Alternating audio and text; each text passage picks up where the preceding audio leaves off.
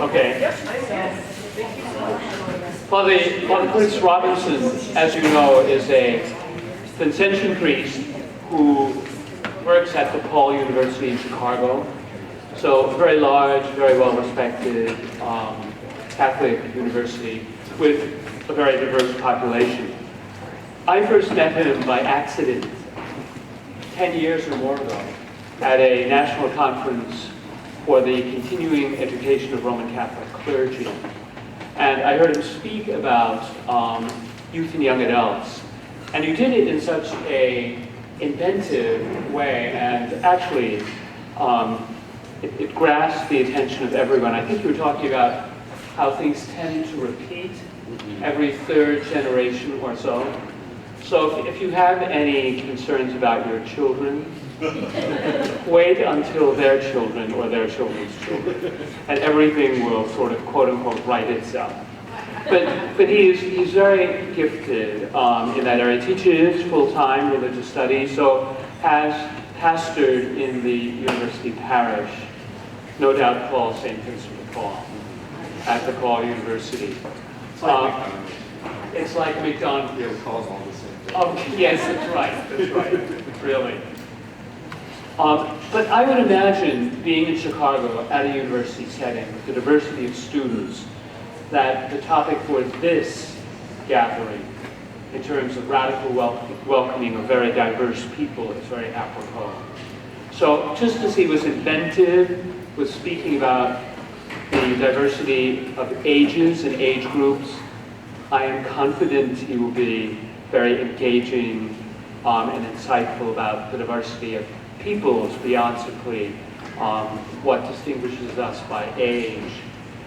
Just a few things that may pique your interest is that he was on his way to Galveston Beach via Bloomingdale's in Houston when the thought of the religious dimension and perhaps religious life entered his mind. Now, how many people can say that? Loves to walk, so if anyone wants to take a walk up Table Rock to the cross, he's ready after this. Any hands? Okay, I guess not. And his favorite film is if you like the intense and slightly dark, he'll tell you about it. It is great to have you with us, Father Chris. You'll love it.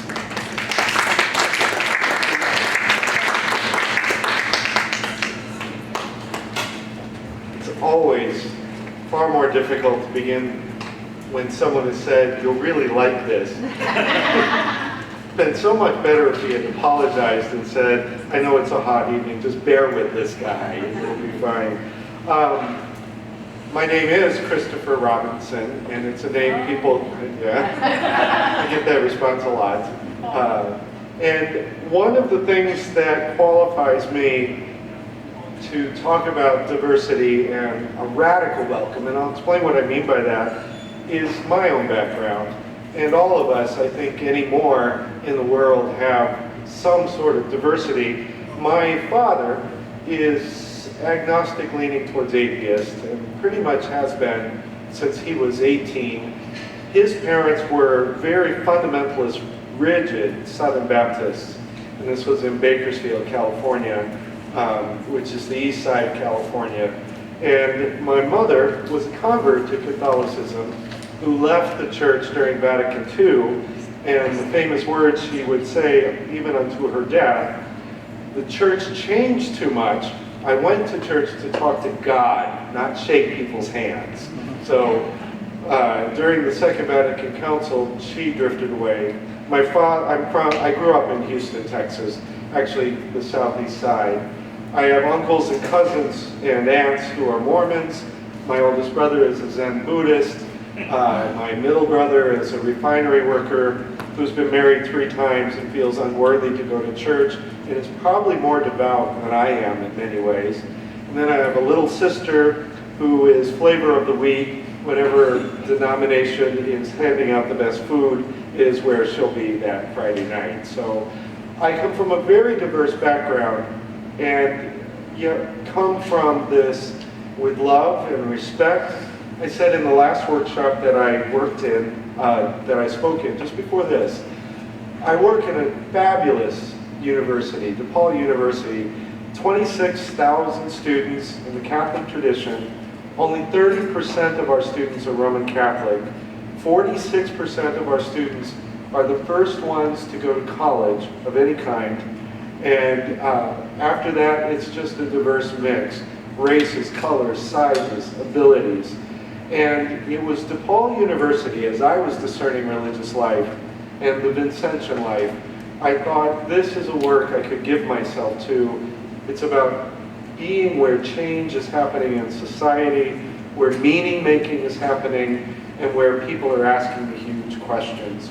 I was involved with St. Vincent de Paul Parish from 1994 onwards and did serve as its pastor. So I've served as pastor. I lived overseas in Brussels for 6 years. I served in a parish there, an English-speaking parish, of all of the working class poor who worked in the homes of diplomats. Filipinos, Polish, African populations, mostly Nigerians and Kenya, a scattering and smattering of Irish and English. So I've been exposed to a variety of traditions and diversity, and I'm just a white guy from the Texas coast who grew up calling out-of-state license plates foreign plates. We didn't say out-of-state plates. Everything outside of Texas was foreign. So I go from that to having been immersed in a lot of diversity. What I want to talk to you first about is why can we even talk about diversity, and why is it important when we think about our parish families, when we think where we worship, where we encounter God, how we encounter God as Catholics, and the types of people who are walking through our doors. What do we do about that? For some of you, if you were in the previous workshop, you're going to hear a little bit more of a repeat, but this time I have visuals, so it'll be better than my scrawling. So, the overview basically for this whole thing comes down to 4 points. Introduction, you just heard. I want to talk also about our culture in the United States, how we experience culture, and how we make sense of that culture, especially how we make sense of it. Then I want to talk about some tools. There is a new book that is out that I would highly recommend, and I will get to it. It's not only about creating radical welcome. It is about how do we make our faith communities, our parishes, and our schools better. And I read it twice, and it just came out, and I think that you'll find it very interesting. It's easily available. And then hopefully we can have some conversation as we go. The first sensibility I want to talk about is what we call pre-modernity. This is going to sound very cosmic, and I'm going to sound like a boring professor, and I don't mean to. But I want you to understand, how do we make sense of things? Imagine, as you see on the slide, everything is sort of like a cosmos, and at the very center of that is our understanding of God. And for us as Catholics, it's the God that Jesus taught us about, the God that Jesus taught us to call Father. If I want to make sense of something, a tragedy happens in my life, a child comes into my life, I encounter someone who is poor, we're looking at different social issues, how do I make sense of them? I feel like there is chaos. I will look to the center of meaning, and in a pre-modern understanding, God is just the center of all there is. God cannot be proved, and God cannot be disproved. And that's why this is called pre-modern. Modern refers to everything that's science-based. Pre-modernity, or the pre-modern world, is about truth. And if you really think about it, look into your own experience, your own heart, the things you care about the most are usually things you can't prove in the way you prove a fact, but they are deeply true. The one that I use most often, especially with my students, it is so true that one of the things that makes us people is our ability to love, and that we love deeply, and that we can love to the point of death. And yet, proving through CAT scans or through analysis or dissection or through fluid studies that one is experiencing love is almost impossible. love is one of those things that is over and above fact, but it is true. People will die for what they love. And so the pre-modern center, God itself, love itself, is very true to those who make sense of the world this way. Even though it's called pre-modern, it doesn't mean old-fashioned. It just means it's based on a truth that can't be proved. The next sensibility, of course, we call modernity, or the modern. This is human-centered. We judge whether or not something is good or valuable based on the facts and the evidence. How does this affect a human being? Does it make them well? Does it make them happy? Do they get a better education? The things we can't prove, like belief in God, modernity just pushes off to the side. Think of all those horrible, boring classes we had to take on like romantic literature and the Enlightenment, and everything was rational-based and reason, and our emotions were submerged. That's modernity, because our emotions may distort things. Modernity is into proof and evidence. If I do not eat, I will die. That is a fact. It doesn't matter whether I like what I eat. It doesn't matter if everything I eat is good for me. The fact is, if I don't eat, I'm going to die. That's a fact. It says nothing about dining or meal or coming together around the Thanksgiving table. It's a pure utility. So modernity replaces some of the pre-modernity, and you know this, and I know this, especially in a place like Idaho, where you get into these conversations about what is someone's right, and what is good, and how should my tax dollars be used? What about health care? Who should it be providing? Some pre-modern people may look at it one way, whereas modernity may look at it another way, and whichever of those sensibilities is how you define what is a person and what a person deserves. It's going to be a huge way of organizing your life. We talk about pre-modernity as lasting until about the 1500s, when we get the scientific method. And then modernity lasts very strong until about 1912, 1914. That's when our science, that's when our facts began to turn against us. First World War, barbed wire, concertina, mustard gas, ways science could kill our enemy. And then expand that even further into the Second World War, identifying genetically a population we can exterminate through the concentration camps. That's science. Euthanasia, getting rid of our elderly, getting rid of our defective in order to move forward. That's science. Society starts to feel a little discomfort with all of this wonderful science that's now turning against us and can destroy us. Think of those great movies in the 40s and the 50s, giant grasshoppers and Martians from outer space. All of that came out of the discomfort with science and what it was doing to our world. We get another sensibility that comes out of this called postmodern. Postmodern is a reaction to and a critique of this science of modernity. And the slide that I'll show you of postmodernity, it's something that we have a center of God with pre-modernity, we've got human center with modernity. What I want you to do with this slide is I want you to locate the black dot in the center. Can you do it? If you look closely enough, it keeps moving. Yes. There are three characteristics to this sensibility. There is no center. According to the postmodern sensibility, there is no centering principle that I can ask every man, woman, and child to make sense of their universe with. I can't look at you, I can't look at anyone and say, here is the center of your universe, whether you accept it or not. Your center is whatever you want it to be. If you want God to be your center, that's great. If you want politics, that's wonderful. If you want science, fantastic. The postmodern sensibility has radically privatized the way we understand things. There is no center of the universe, because the universe is you. You decide. If you want to include everyone, wonderful. If you want it to be a universe of one, wonderful. Modernity, and the way it defined things, has created a situation where we can no longer impose a center without doing damage. If I say human beings are the center, and what about the bunnies? And what about the ecosystem? And what about the earth?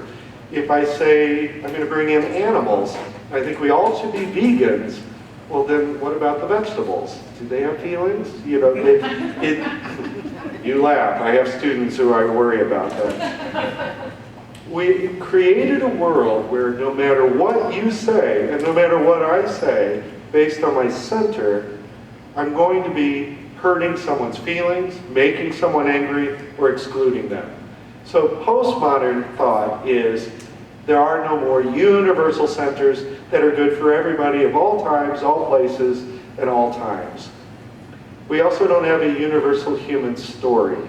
So for example, the way you would explain to someone like me, who did not grow up here, what it means to have an Idaho, where it came from. If you were to tell me you are fourth generation and what that means, that story is extraordinary. Now if I try to explain my story, my father's family, we think, came from Kentucky. They're just American, we don't know. I grew up in Texas. My other grandparents came from Hungary. Does that mean that story is better than your story? If I look at the story of Genesis, this is classic politically correct interpretation. If I look at the story of Genesis, in the beginning God looked down and the earth was a formless wasteland, and God said, let there be light. And he brought order out of chaos. A postmodern would say, look at this story.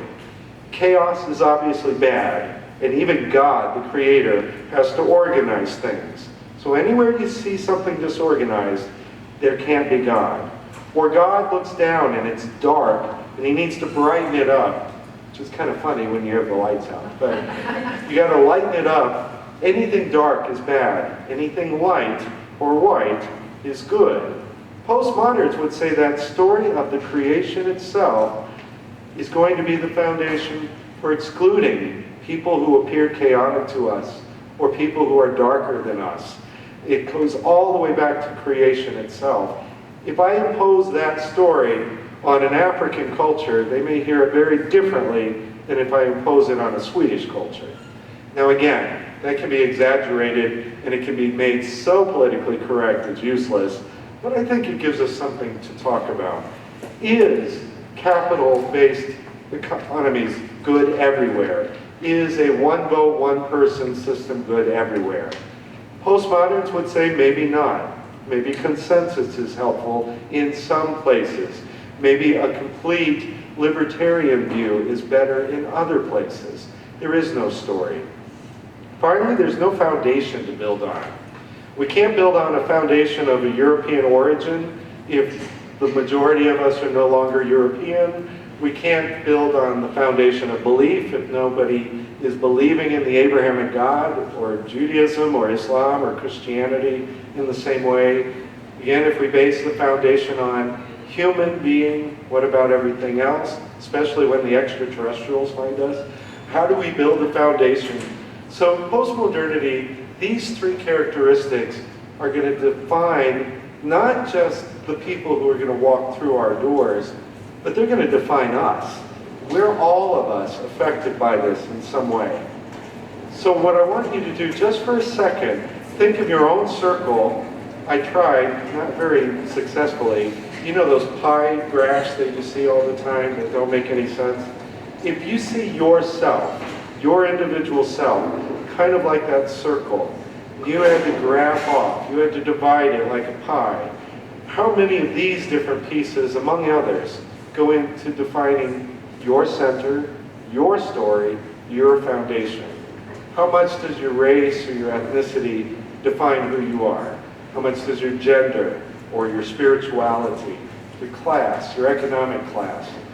What about your abilities, what you're able to do? Your politics, education, are you a parent, are you a child, etc., etc. This is a way for each of us to spend a little bit of time stepping back from those things that tell us what we are, and in a postmodern sort of way, try to figure out, what do I say that I am, even before my faith or my family or my role or my position, okay? Maybe if you just spend a couple minutes thinking about that, because having a sense of yourself is going to be important for understanding these next pieces. And this is a very different setting. In the last room, I could see people. I can't see you. I feel like I'm talking to a dark room. All right. This book is one that I would highly recommend. It's by the same authors who who wrote a book that actually was available in the exhibit hall. They wrote a book called Rebuilt, R-E-B-U-I-L-T, Father Michael White and Tom Corcoran. This new book is a sequel, if you will, or builds on what they wrote about in Rebuilt. It's called Tools for Rebuilding, 75 really, really practical ways to make your parish better. Now they're going at this comprehensively. I bring it up for this presentation because it's about welcome, and a lot of what they talk about in rebuilding our parishes is how do we welcome people? How do we feel welcome? And how do we work on those sorts of things? I would highly recommend this. It's easy to download through Amazon. And again, the religious goods store can also order it for you if you want a hard copy. So we identify through, and I'm using their material from this book for the rest of this that I talk about. In order to talk about welcome, we have to talk about who. Who is welcoming who? And who owns what? If I'm talking about welcoming new people into my parish, or new people into my youth group, new people into my book club, whatever, what gives me the right to be the welcomer? We talk about, when we share Eucharist and communion, we talk about the way the priest will take the host and consecrate the host, which we will receive in the Eucharist, and consume. The word host is Latin for the word victim. The word host is Latin hostia for the word victim. When you host a barbecue, when you host a party, when people come to your house, they feed off of you. It is your work that has produced the food that you share. It is your money that is paid for the wine or beer that they will drink. They are feeding off of you. You are hosting them, and you are providing them with something they did not have before you came. So before we talk about welcoming, who are we to welcome? What puts us in that position? And are we willing to play host? Because that's what a host does. A host welcomes guests. This is an important question, and this is why all of this gets very, very, very messy. Because if I am assuming it is my community, this church of St. Francis or Church of St. Vincent, has been an immigrant church. It was built by the Irish immigrants. It has been ministered by Vincentian priests since 1875. Therefore, I am part of it. I own it. I am hosting this new population walking through the door.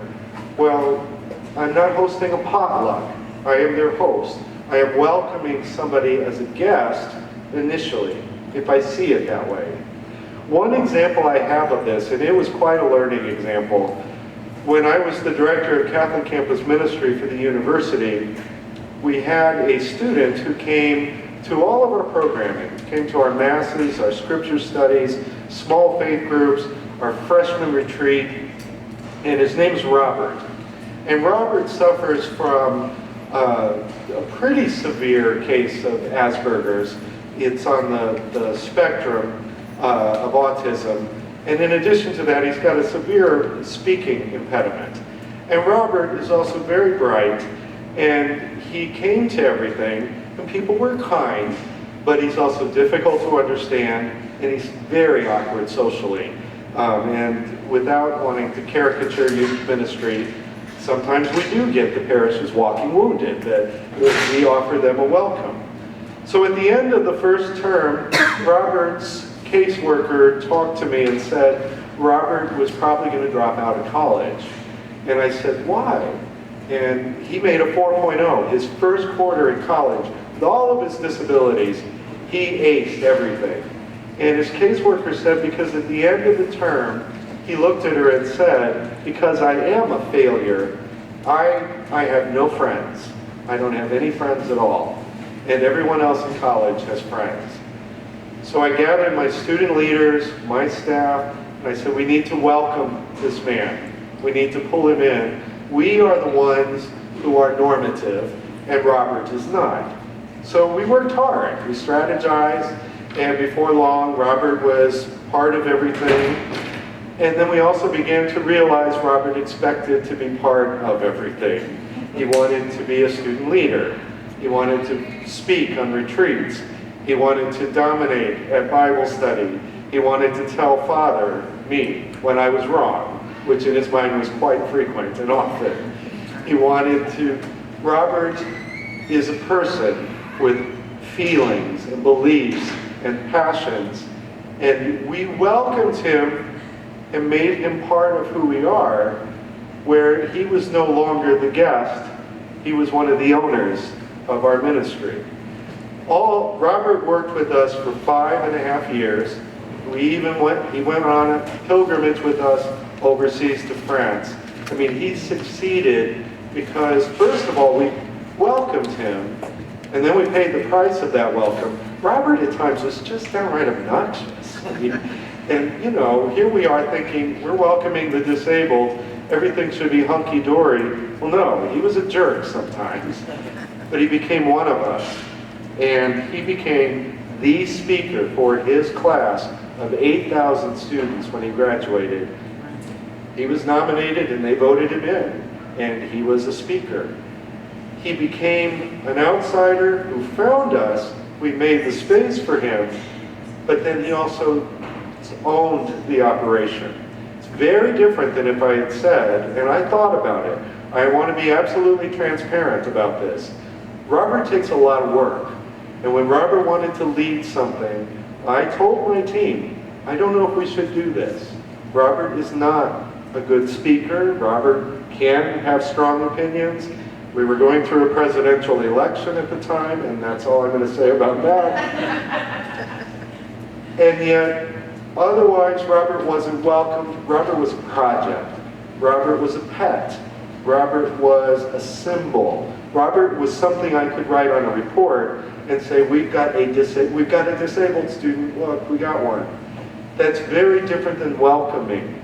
That's saving, that's helping, that's ministering to, but that's not welcome. And Robert took a lot of work and changed our culture, and we actually started to see other students with other types of disabilities finding us because they heard this is a place that I can buy into and be part of. So we no longer said we made space for them. We just talked about us instead of them. Do you see the difference? It's an extreme example, but this happens very often, and it's not anyone's fault. When in doubt, I always fall back on postmodernity. We do talk about people. This happened at St. Vincent's. We had a Spanish Mass that had been going on at St. Vincent's for almost 40 years. And every Sunday at noon, we had Mass in Spanish. We had the quinceañeras on Saturday. We did the whole 9 yards. And the Archdiocese of Chicago is very multicultural. And one of the people on my parish staff one Sunday said, how come those people aren't having their Mass in our church anymore? And I said, those people were here before you. It is their church. And they have moved to another parish because they were no longer feeling welcomed by language like that.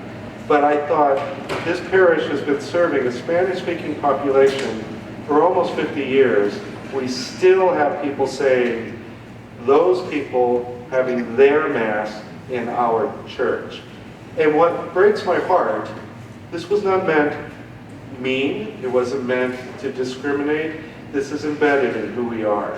We have an us and them. We are welcoming the disenfranchised we are inviting the marginal to use our building, that's very different than welcoming. Again, that's codependency, and that's merely helping someone we think is less. What is the mission? Now this gets to the conflict that we all face.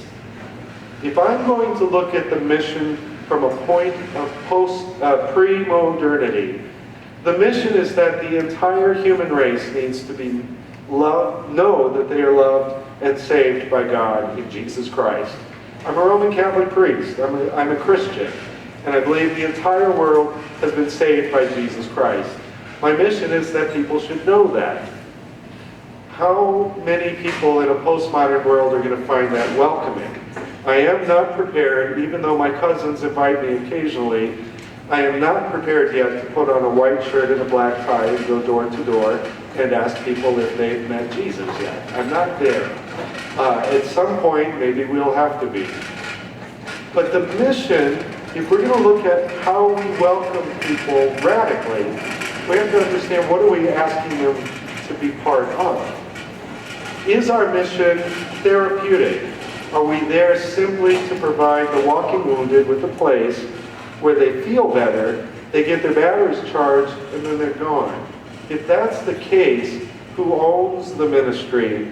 You're going to burn out pretty quickly. And the moment you cannot answer someone's need is the moment they will look somewhere else. They're more like consumers than they are people who are going to buy into us. Are we welcoming customers, or are we welcoming co-believers?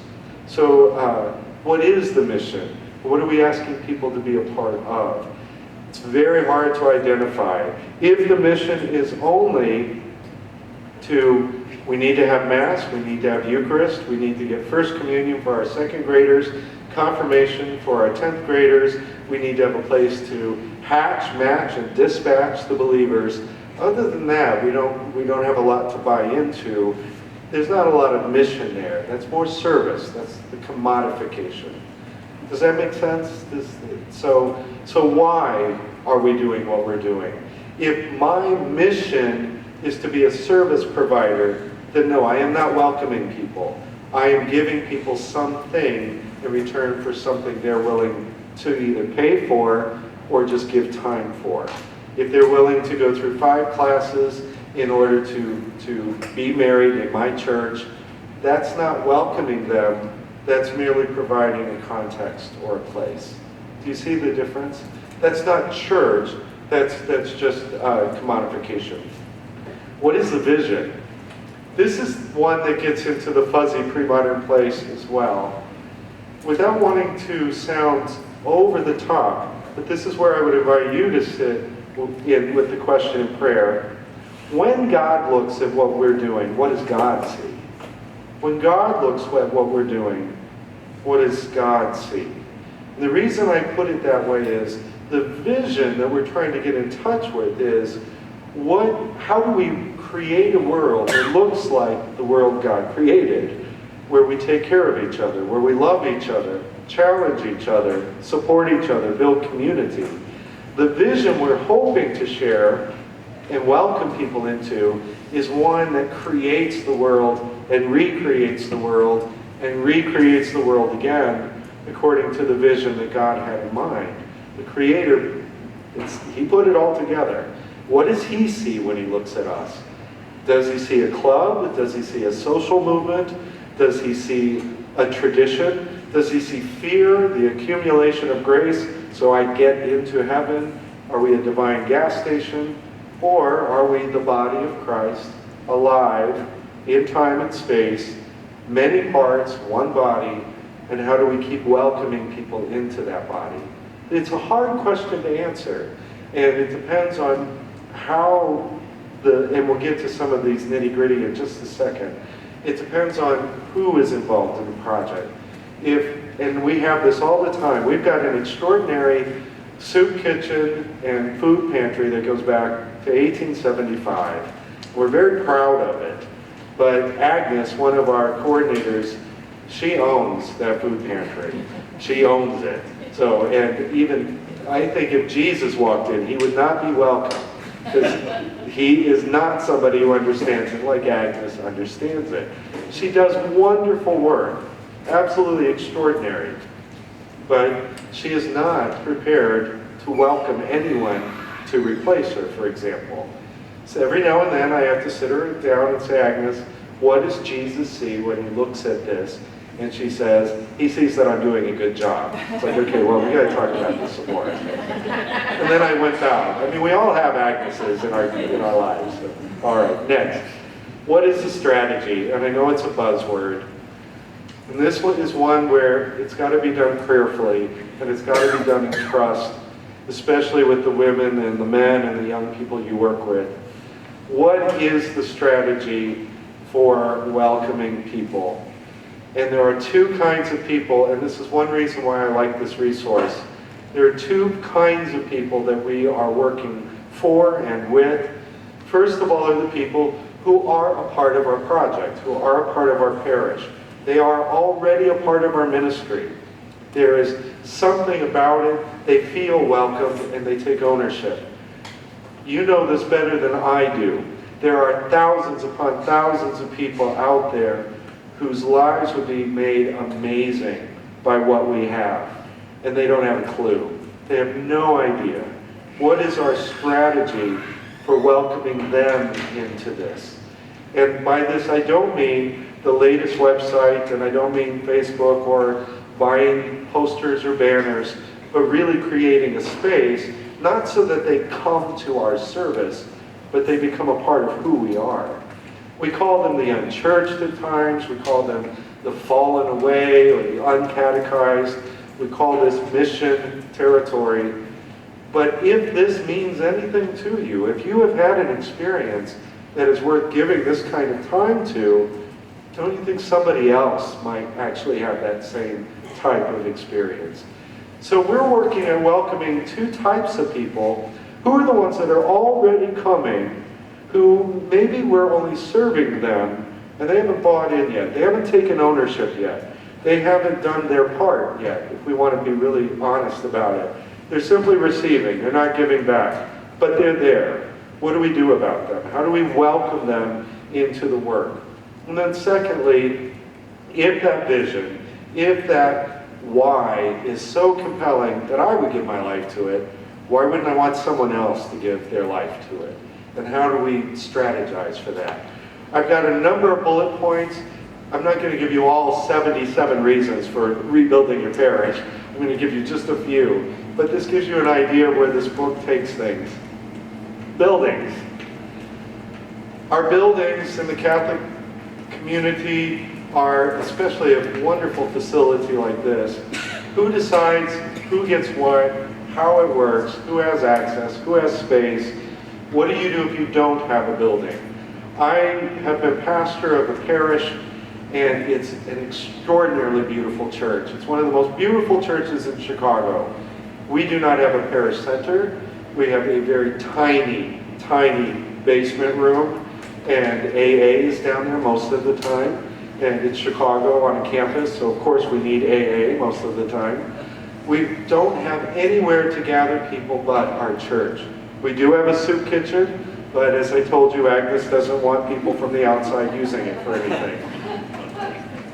Buildings are huge symbols of how we welcome people. If there is no access to space, or if we won't share space, or if we won't shake up how we use space, if the quilting club has always meant in this room, they have ever since the 1950s, and there are only 2 of them left, and that room cannot be used for anything else, then we may be missing an opportunity to use space to welcome a new group, an emerging group. So buildings are a consideration. If we don't have buildings, who in the community does? We often partner, believe it or not, we have a program we offer about every month called Stump the Priest, and it's down the street in one of the taverns. It is a bar, and it's McGee's. Well, so it has to be Catholic, of course. But we meet in the back room of this tavern with about 40 or 50 young adults. They come together, and that is our building, and they feel at home there. And they can ask me anything they want, anything at all. Any question of their faith, any question about church teaching, something that CNN said about Pope Francis. Today, our new Archbishop was announced. I'm sure our next Stump the Priest, which is September 30th, please pray for me. There'll be lots of questions. But it's not our building, but we have a community partner. Somebody, if they trust us, and if we've made them feel welcome, will return that and make us feel welcome in return. Finances, too tedious to talk about. Communication, sorry. How do we communicate? So for example, go back to my friend Sue, who asked me the question, why did those people stop having their Mass in our building? The language she communicated to me surely was communicated in other ways to our Spanish-speaking demographic that left us for another place. How do we communicate ownership? How do we communicate welcome? What are the words that are used? One of the biggest symbols, and it's tied in with buildings, who has the keys? That's going to communicate more than anything else. If I have a huge group that meets every single Tuesday at 7 o'clock, and I will not trust a single one of them with the key, I am telling them they are not welcome, and I am suspicious of what they are going to do to my building. How do I communicate the welcome? And we're Catholic. Symbol means everything. That little key is a huge symbol. But also, if that volunteer is no longer working with us, get that key back. It's very important, because no, they are no longer welcome. So, sorry. Kids, students, this hits at young adult and youth ministry, obviously, but it also hits at a problem. The previous workshop I gave was on generations. This is a sensitive one, and all of us, or many of us, struggle with this. As our baby boomer generation and Generation X have brought lovely, lovely children into the world, they've also brought a certain level of entitlement.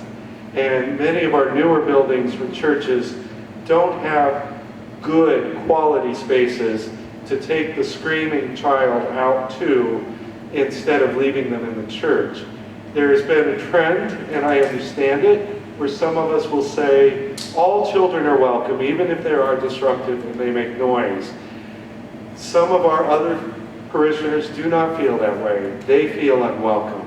How do we create a space? So for example, at my church, we have 3 entrances, and we created spaces that don't look like the old baby room or a cry room, and they don't smell like spoiled milk, and they don't have toys that no child should ever play with. They are spaces that are comfortable. The sound clarity is wonderful, and it doesn't feel like you're in a glass room. It still feels like you're in a church, but it's soundproof. So everyone can see and everyone can hear, and yet there isn't any distraction. The people who are bothered by the noise feel that they are part of this because we've heard them. The people who have small children feel dignified. They don't feel like we're putting them in the basement and I'm not stopping my homily and staring at the child until they get embarrassed. We dealt with it very honestly. So that idea of what do we do for those children? How do we make our students feel equal rather than a nuisance? Why should I worry? Although I do, I'm human, and I might be hypocritical in some ways, but if I see a teenager, we have a high school, DePaul College Prep. If I see high school students in our church, and they pull out their phone, and I see their face light up with that blue glow, they're there. And they're not making noise, usually, but they're there. And every now and then, I might even say, you know, if you've got your phone out, why don't you look at my Facebook page right now? And you'll see a picture of yourself, you know, because I just took a picture of you or something. But I try to incorporate it rather than make them feel like freaks or make them feel like, oh, you're not an adult, you can't handle this. I hate cell phones en masse. I hate it. I do. I honestly do. And anyone who knows me knows that, but I will never humiliate someone if they have it out. Some ways I'll try to incorporate it. So how do we make our students feel welcome? Also, again, without making everybody else feel unwelcome. Let's see, weekend sensibility. This is a hard one, especially if you're parents. Church means we work on weekends. There's not much we can do to get around that. Sunday is our designated day of worship, or Saturday evening. And if we are going to get people who truly are going to be a part of this project, some of them are going to have to work on weekends. And we are up against football season, NFL, up against different events. We are up against soccer teams. We are up against dance recitals. We're up against all kinds of things on weekends. Plus, the weekend is a time to rest and relax. The way that we welcome people into this is try not to soften it so much that they become consumers. They just come and they get what we have to sell them. But they also feel, if I'm going to be a part of this and welcome others, it may mean one Sunday every 6 weeks, I've got to give up time on Sunday or on Saturday or on a Wednesday night if we have Wednesday night programming. But the time church gathers as a body more than any other time is weekend. How do we get people to realize if you want to grow this church, if you want those unchurched people to feel welcome, if you want to engage people who are only buying from us, you have to be there.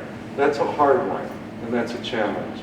But once you get buy-in with the weekend sensibility, you get a lot of things. Assessment. How do we know, based on what, that we're doing a good job? So for example, every year we have a huge Christmas concert. It's called Christmas at DePaul. We have 3 performances. We can only accommodate 2,000 people per performance, and we get 50,000 requests for tickets. It's a huge, huge community attraction. People absolutely love this. And it is sponsored by the university. Wonderful music, choreography, a choir of 200 voices, yada, yada, yada, over and over. And somebody asked me, what does this do for St. Vincent's? Assessment-wise, absolutely nothing. Christmas at DePaul is on Thursday and Friday. Our numbers that weekend do not go up at all. We don't get more people at Mass. We don't get more people contributing. The assessment about whether we should or should not do this has nothing to do whether we welcome new members, but rather it's a fundraiser for our soup kitchen. Do we get a lot of money? That's different than, so those people who come for our concert, I'm not assessing whether they felt welcomed or not. I'm looking at whether or not did we get more coats, hats, and scarves for our next polar vortex, which is probably going to roll in the first week of October. So how do we know that this is working? The assessment on whether somebody says, I feel welcomed among you, is whether or not they say, our parish or your parish, or our community or your community, or our ministry or your ministry, or Doris's ministry, or Father's ministry. Language and communication, how do you assess whether people feel welcome? Sometimes it's not even whether or not they come every Sunday. Maybe they're only able to come every 6 weeks. But when they walk into the sacristy and sign their name, they're there to be the Eucharistic minister, and they say, what are we doing for our people this Sunday?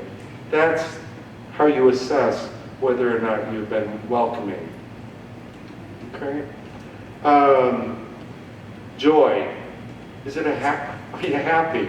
I know this sounds really ridiculous, but I have worked in a very assessment, metrics-heavy situation at a university where I once had a staff person. We had to assess whether or not the money we were spending on campus ministry was worth it, or would we have to cut the budget. We have a Sunday night Mass at 9:30 for students, and we average between 500 and 600 students per Mass. So she recommended that we assess, that's 500 students at one Mass that lasts for 1 hour, so we could assess that as 500 hours, couldn't we? And I said, no, it's 1 hour. She goes, no, but there are 500 people, and it's 1 hour per person. We could say we're doing 500 hours worth of ministry. I said, we're only doing 1 hour. And she goes, and I realize when we start to crunch it and force it, the joy goes out of this. Jesus said, I came so that your joy, my joy might be in you, and your joy might be complete. Not so that you can get all your work done, and you can fill the church, and you can get it clean, and you can pay for it. Are you happy with this? I guarantee people feel welcomed by a smile. Before I arrived in Idaho yesterday, I didn't know a single person here. Not one. I've been greeted with smiles. People have asked, well, of course I have a funny name, that does help. People have asked me, what do I think? People have asked me, do you need anything? And I was welcomed by the joy. You people like getting together. The way that you honored your bishop, it was joyful. That's something he will remember the rest of his life. When I go back to my church in Chicago, I will say that church, the Church of Idaho, is happy. I want what they have. How do I get that? That is going to pull people in. Joy. Without joy, none of it makes any sense at all. Okay? The last thing, I figure if it's late in the afternoon and you're tired, and in doubt, if it's staff meeting, show a cat. Everybody loves cat videos. This has nothing to do with my presentation. It's just supposed to make you happy. So. All right. Questions? I don't know who has, nobody could turn on the lights, so we'll have to do this in the dark. But you need a key for it. And I don't have a key. We'll give you a key. That's what I'm saying. I threw out a lot of stuff. What did you hear? Did it make sense? Were there any tools that were of use? Or is this mostly things you've already heard? Or can I answer any questions? Yes, sir. One of the challenges with larger parishes is to make, once they're even in the door, and you're talking about this already. Everybody says that this is just overwhelming. It's so big that I don't know anybody. So what kind of suggestions do you have for maybe plugging in or making people that just walk in and walk straight out? How are you going to get those people engaged so they feel like they're part of it? Your question, how do we make people feel engaged, reminds me of three things. One, I had a friend who was a priest. My first 6 years as a priest were in rural Missouri, and your brother can tell you about Perryville. So, and one of my classmates who was a priest there, he put huge stop signs on all the church doors on the inside, and it said, "Stop." Judas was the first person to leave Mass early. That was not a welcoming thing to do. And people were not amused. Another story, how do people feel welcome? It is difficult and it is challenging, and I am an introvert. One of the hardest things I have to do, first of all, is public speaking, but to stand at the back of church welcoming and greeting people, and finding people in your communities. In a large parish, it can be easier to recruit hospitality ministers, if you want to call them that, and their only job, not even to hand them the bulletin or something like that, but is really to say, welcome, we're really glad you're here. Open the door. If you've got 10 doors, you need maybe 20 volunteers. It can be difficult, there are different ways you can do it. We also, I know parishes that have, they set up a coffee, like a sign up. You can sign up and be part of it. Oh, thank you. Thank you. Oh my gosh, you're so pretty. They set up, how do I register online? How do I give you your welcome packet right after Mass? There are different things. I know a parish that once a month, and it's become institutionalized. They have a Sunday that they call No Name Sunday, and it's KNOW. And so as you come in, the hospitality minister gives you a name tag, and it's used in the homily. How will I know your name? So I will know your name. I will know the name of somebody new this Sunday. One of my favorites was my first parish. They did a thing called Dinner for 8, and it's a huge, and this was back in 1989, and the sign-up was a paper plate. Everybody got a paper plate, and you basically signed up your name, a night of the week, and basically you were paired up with 8 people that you had never met before, and you had 8 dinners with these 8 people. It's basically, and by the end of 8 dinners, you had 8 new friends that you knew.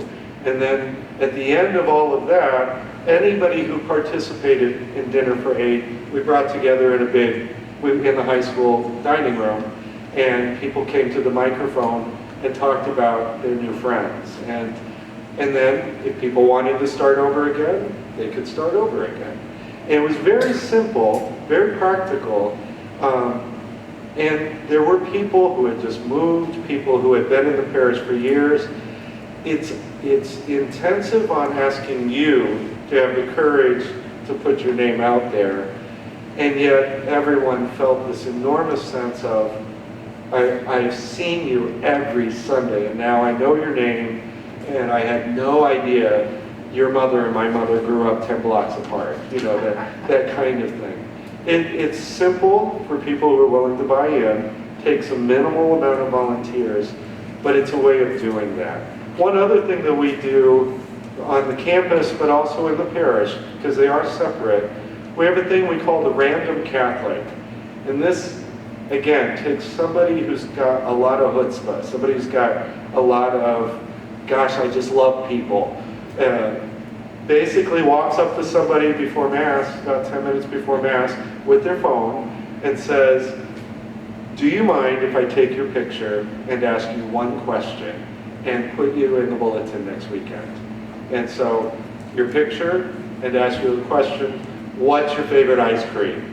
And next week it's random Catholic, it's you with your quote, and then the next it's another, and another, and another. And people become to get used to it. And you walk into Mass one Sunday and somebody says, you're the pistachio ice cream lady. And then our peers begin to welcome. So it's not just on those poor 20 people who every week, our ministers will, Mass is about to start, we need 2 Eucharistic ministers, 5 hospitality ministers. No, in fact, peer to peer, they begin welcoming each other.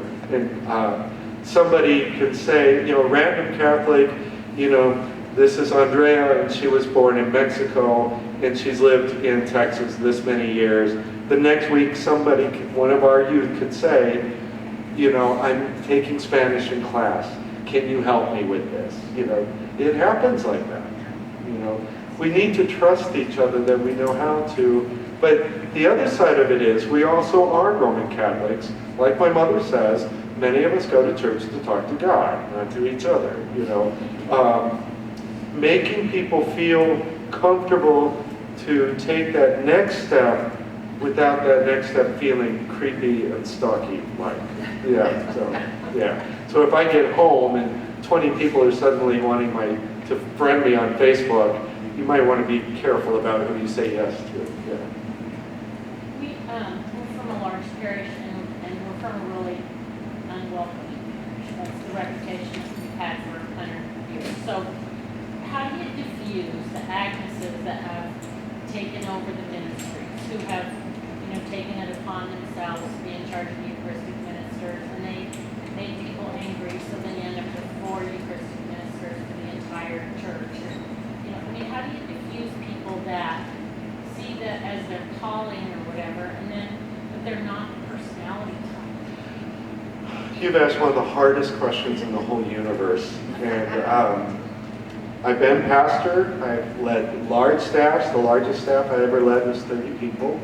A staff I inherited, and again, no matter, anytime a priest says that, never feel sorry for us, because you've inherited far worse than we've inherited. So, I want to be careful when I say that. There is only one answer to that question, especially depending on how urgent we feel our ministry is.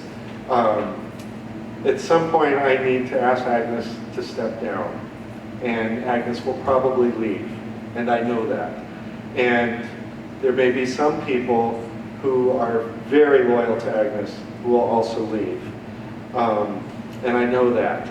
I also know that this is God's church. God will provide. I know that once Agnes is gone, there will be 30 people who will come forward. I also know that it needs to be done in a loving way, and it needs to be done clear. It can't come out of nowhere. I need to build up to it. Take, Agnes, this is a problem. Agnes, this is a problem. Agnes, this is a problem. Until finally I say, Agnes, we need to talk. And then say, there are so many ways and things that you can do here, and this is your home.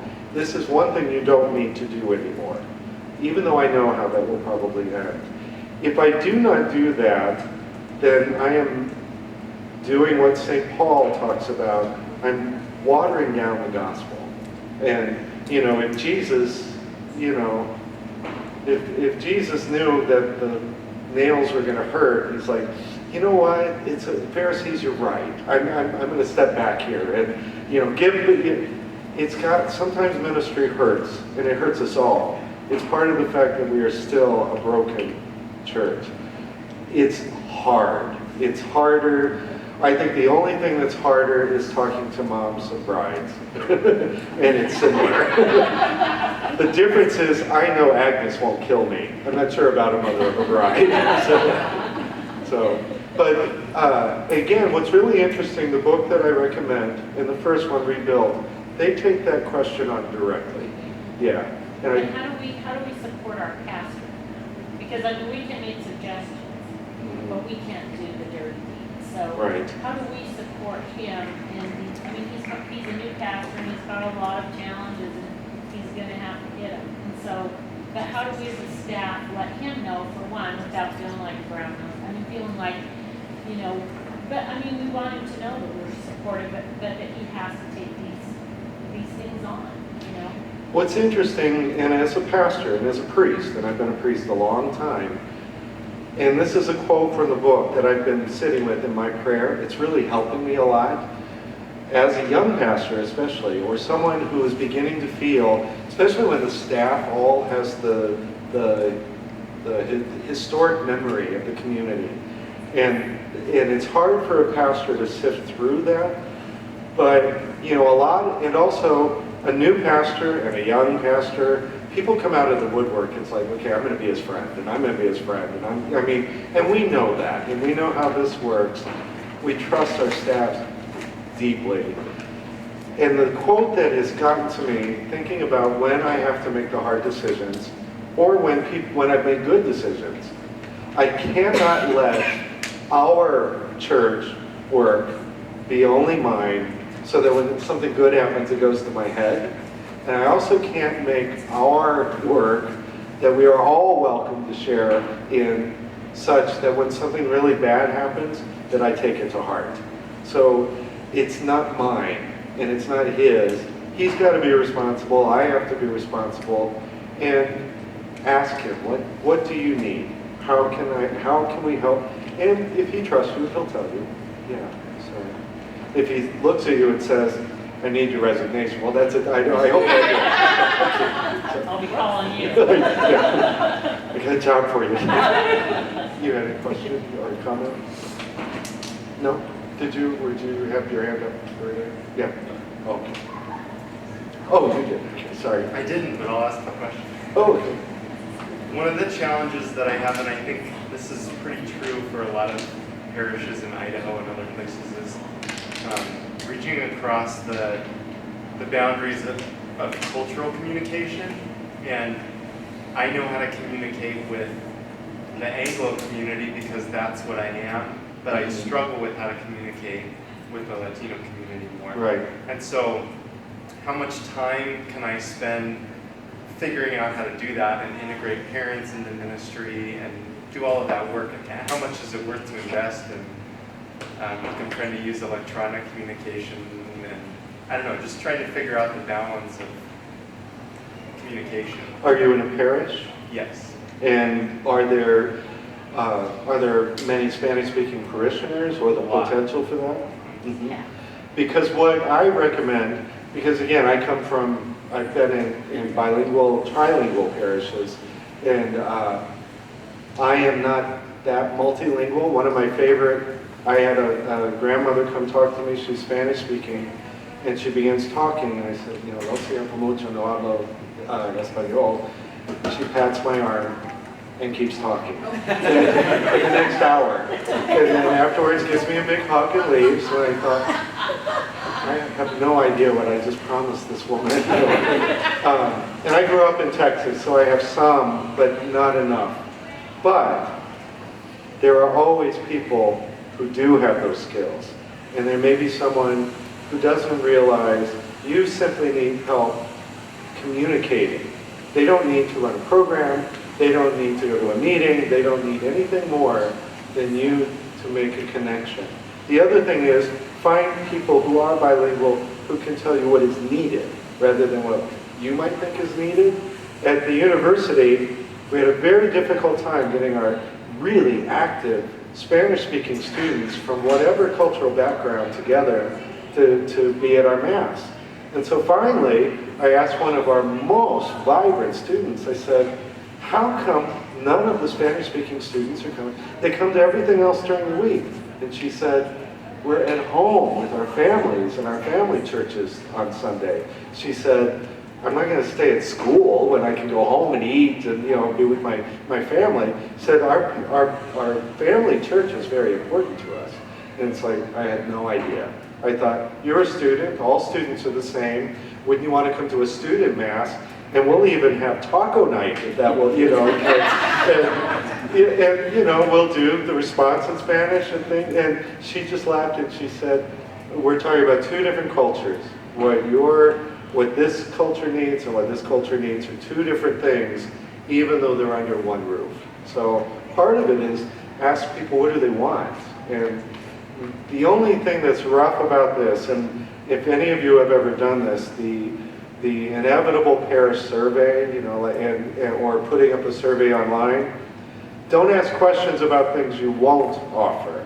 So for example, St. Vincent's now is a young adult parish. The average age of our parishioners, and it is not a part of the university, is 27 years of age.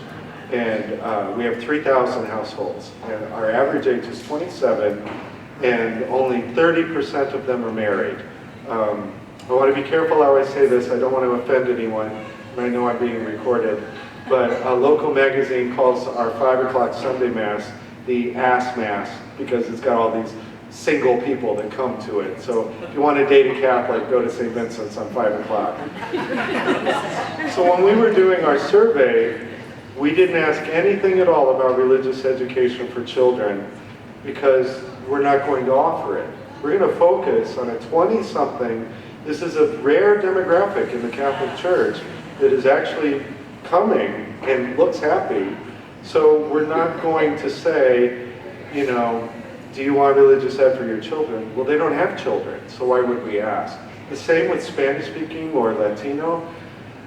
Do you want to upgrade or innovate or renovate a quinceañera program where you do it as groups? Are you willing to offer that? Are you willing to keep it as it has always been? Are you willing to take away an English-speaking Mass and add a Spanish Mass? Do you see what I'm getting at? The key is to find out who are your partners, who are people who really feel that you trust, are already there, they feel as much ownership as you do, and they have an insight into this whole population that may not be feeling as welcome as you'd like. Is that all rhetoric? Is that all you've heard? Have you heard all this before? No. Oh, No. I mean, that'd be okay. It's just, Yeah. I think we're out of time, so I do have an evaluation that I've been asked to pass out with pens. Thank you. I want to also say thank you again for your welcome. This was kind of an awkward situation, so thank you for your patience. And I'm not used to standing behind the podium. I'm used to walking around, and so thank you very much for your welcome. I am easy to find. If some of the information touched something and you'd like to contact me personally, please feel free. Monsignor De Silva certainly has my contact information. And thank you so much, and God bless you.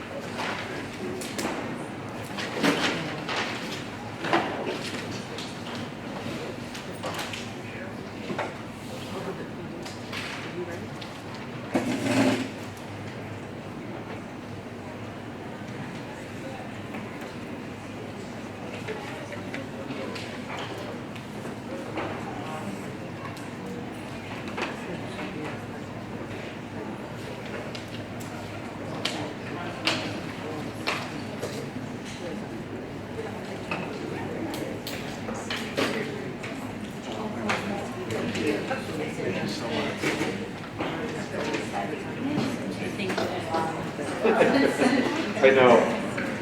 And again, my parents swear that's not the Winnie the Pooh. I don't know how you get around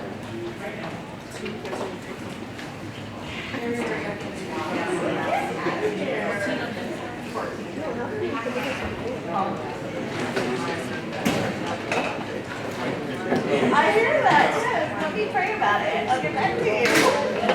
Myself, thank you, when I was trying to myself. How you doing, all right? How many years All right. ago was it? All right, so Yeah. for not last night. You got out here late.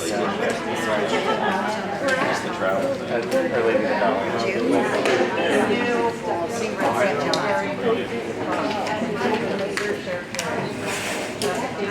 got stuck with it. She is there, but ask her if she wants to go. Did Jim come down?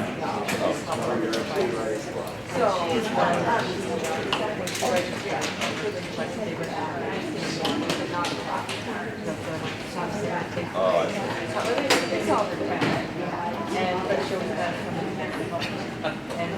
Yeah. That's kind of what we've been doing too. Oh, yeah. Yeah. It's just one. I drank my beans all the time. It's wants to with my dad, but I always come out with the sun's good. Always. That's how I started in this prayer group because I came here to one of these little conferences. The guys in the RV and stuff here in Boise doing prayer groups. I just took the idea back. Oh, I did too. Okay. I can tell you've been married way too long. I think that's. No, we never had that. We used to always do it on I'm Saturday worried for mornings. Juliana. No. That's never,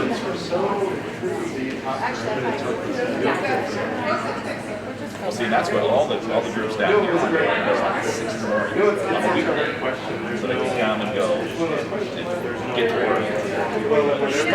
And the only reason we do it on Saturday morning is because that's when it worked for me, and I brought it up, and it worked for Father Brett, and that's when we started it. And maybe We've done it all of our lives, but it's a core group, I'd say, 10 guys that usually They really don't have a lot.